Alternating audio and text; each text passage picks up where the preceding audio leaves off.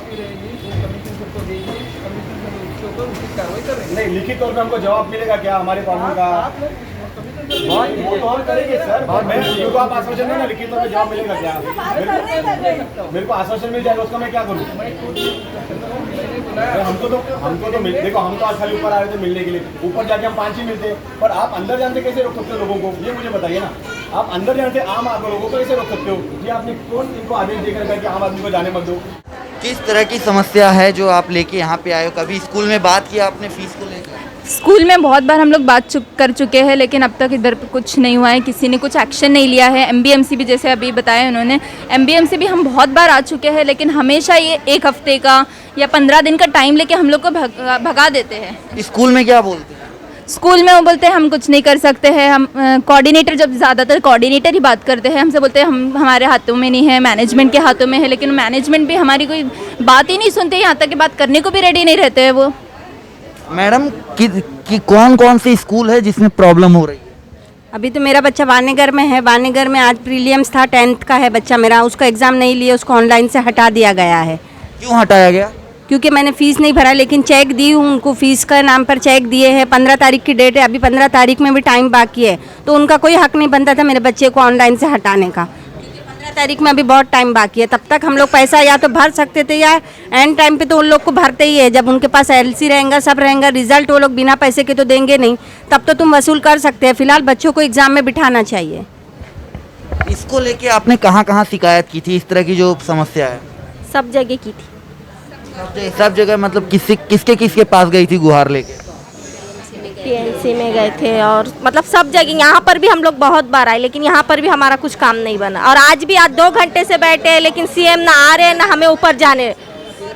जो मीरा भाईंदर महानगर पालिका के बाहर आंदोलन चल रहा था नया नगर के कुछ महिलाओं के द्वारा, तो कमिश्नर दिलीप ढोले के द्वारा उनके डेलीगेट्स को बुलाया गया, उनसे कुछ बात की गई। आइए जानते हैं कि क्या बातें की, क्या आश्वासन दिया कमिश्नर ने, क्या आश्वासन दिया कमिश्नर ने आपको? बहुत अचरज की बात है कि मीरा भाईंदर के जो नए कमिश्नर आए हुए हैं, उनको मीरा भाईंदर की जनता की जो तकलीफ़ है उसके बारे में कुछ मालूम नहीं। ये शर्म की बात है, और मतलब ये बताता है कि यहाँ पर कमिश्नर बैठे हैं, उनका क्या डायरेक्शन है काम करने का। दूसरा, ये मुद्दा जो है शिक्षा का सवाल, इसको लेकर बार बार लगातार कई सारे लोग लड़ रहे हैं। मुद्दा सबको पता है कि स्कूल्स बंद पड़े थे, तो फिर फीस किस बात की? और फीस अगर लेते भी हो, पेरेंट भी समझते हैं कि टीचरों को सैलरी देनी है, पर क्या प्राइवेट स्कूल टीचरों को सैलरी दे रहे हैं? कोरोना का बहाना करके पेरेंट टीचर्स को 25% सैलरी दिया जा रहा है, टीचरों को बिना नोटिस के निकाल दिया जा रहा है, और यहाँ पर पेरेंट्स से 100% जो पुरानी फीस थी वो लिया जा रहा है। और सबसे इंपॉर्टेंट बात कि जो डोनेशन इलीगल है सबको पता है, लेकिन डोनेशन हर साल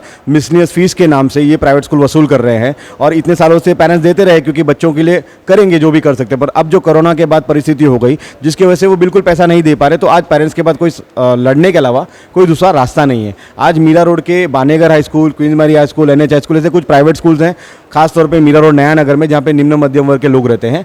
वहाँ पर आज 10वीं के एग्जाम देने वाले बच्चों को प्रीलियम देने से रोक दिया। आप सोचिए कि आप खुद अगर जब 10वीं में थे, किस तरीके का एक मानसिक टेंशन, एक स्ट्रेस के साथ बच्चा जीता है कि मेरे को 10वीं में जो मैं करूँगा मेरी ज़िंदगी का आगे का रास्ता बनेगा। तो ऐसे माहौल में ये प्राइवेट स्कूल जो मतलब बच्चों की करियर बनानी चाहिए, वो बच्चों को एक्सटॉर्ट करके किडनैप करते हुए एक तरीके से एग्जाम देने से रोक दिया। तो उसके विरोध में आज हम पर आए थे। आज हम सिर्फ कमिश्नर से मिलना चाहते थे, पर मीरा भाईंदर महानगर पालिका, मुझे लगता है कि इस शहर में कमिश्नर साहब से मिलने के लिए अपॉइंटमेंट लेने का जो कल्चर है उसको हम खत्म करना चाहते हैं। कमिश्नर को लोगों को मिलने को दिया नहीं गया, हमको वहाँ पर गेट पे रोक दिया गया, गेट बंद कर दिया गया। तो हमने सब वहाँ पर गेट में उनका घेराव कर, हमारा था कि हम घेराव करेंगे, जब तक हमको कमिश्नर नहीं मिलेगा हम रोकेंगे। तो आज हमने कमिश्नर को मिला, उन्होंने कोई आश्वासन नहीं दिया। ये उनकी राय हमको समझ में आती है कि वो काम क्या करना है, हमको समझ में आ रहा है। इसीलिए हम कल से ही जो है ना, अगले हफ्ते हमको क्या आंदोलन करना है उसकी तैयारी हम करने वाले हैं, और अगले मंगलवार को दोबारा हम मीरा भाईंदर महानगर पालिका में आने वाले हैं, और कमिश्नर साहब का अब तो पक्का घेराव होगा, ये हमारा तय है, क्योंकि उनको 1 हफ्ते का टाइम हम दे रहे हैं। हम चाहते हैं कि वो डिप्टी कमिश्नर को बुलाए, जो भी कार्रवाई करे स्कूल के ऊपर। क्या कुछ तो बोला होगा कमिश्नर ने? कुछ नहीं, वो बस कुछ अपनी राय नहीं दिए, उनके रिएक्शन से लग रहा था बस उन्होंने मुंडी हिला दिया। ऐसा नहीं करना चाहिए था, उनको जवाब देना चाहिए था कि क्या करना है। बच्चों के एजुकेशन की बात है, वो बिल्कुल भी अपना कोई मशवरा नहीं दिए, सिर्फ उन्होंने मुंडी हिला दिया कि ठीक है। तो जैसा कि आपने देखा, मीरा भाईंदर महानगर पालिका के कमिश्नर से ये जो डेलीगेट्स उन्होंने बुलाया था मिलने के लिए, तो ये जाकर मिले उनसे, लेकिन कमिश्नर ने कुछ खुलकर कोई आश्वासन नहीं दिया अभी तक 1 हफ्ते का टाइम दिया गया है। 1 हफ्ते के टाइम के बाद ये लोग फिर से यहाँ आएंगे और उस समय मीरा भाईंदर महानगर पालिका के बाहर बैठ के ये कमिश्नर का घेराव करेंगे। यहाँ पर मीरा भाईंदर महानगर पालिका के अंतर्गत जो स्कूल्स हैं उनकी मनमानी काफ़ी ज़्यादा शुरू हो गई है। ये कई तरह की इलीगल फ़ीस ले रहे हैं। ये पेरेंट्स के ऊपर प्रेशर बनाते हैं कि स्कूल की जो बुक्स हैं, नोटबुक हैं, इस तरह की कई सारी चीज़ें हैं जो मार्केट से महंगे दामों पर वो अपने यहाँ बेच रहे हैं। इसके अलावा कई तरह की फ़ीस है जो इलीगल तरीके से वो ले रहे हैं। पेरेंट्स के ऊपर बोझ हो रहा है। ये बोला जा रहा है कि वो पेरेंट्स से कोरोना काल के जो फ़ीस है वो पूरा ले रहे हैं, लेकिन अपने टीचरों को वो पूरी फ़ीस नहीं दे रहे हैं। इस तरह के आरोप ये पेरेंट्सों ने लगाए हैं। साथ ही साथ जो बच्चा फ़ीस नहीं भर पा रहा है उसको 10वीं का एग्ज़ाम नहीं दिया जा रहा है, उसको एग्ज़ाम में बैठने नहीं दिया जा रहा है। तो ये एक तरह का स्कूल वालों का पेरेंट्स के ऊपर और बच्चों के ऊपर अन्याय है। कैमरामैन अथर्व के साथ मैं पीयूष सिंह, राष्ट्रवाद न्यूज़।